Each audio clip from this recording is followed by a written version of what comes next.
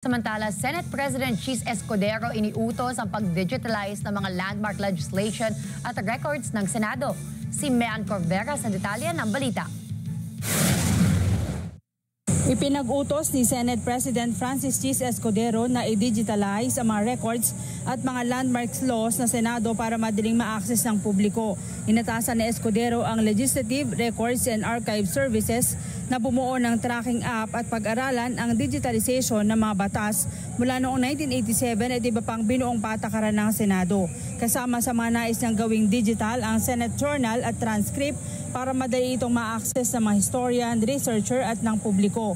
Ipinag-utos din ng Senate leader na tukuyin ang kahit 100 major law tulad ng Labor Code, ang National Integrated Protected Area System, ang Intellectual Property Law at Local Government Code at ilagay ito sa tracking system o app na madaling makikita ng mga researchers. Ngayon bilang tagapangulo ng Senado, tinuturing kong may administrative head ako ng Senado.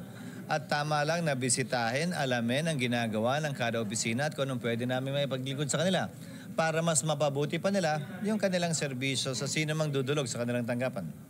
Patuloy naman ang ginagawang pag-iinspeksyon ng Escudero sa mga tanggapan sa Senado para alamin ang kondisyon ng mga manggagawa at matiyak na maayos ang serbisyo sa publiko. Inamin ng senador na baka matagalan pa bago sila makalipat sa bagong Senate building sa Taguig.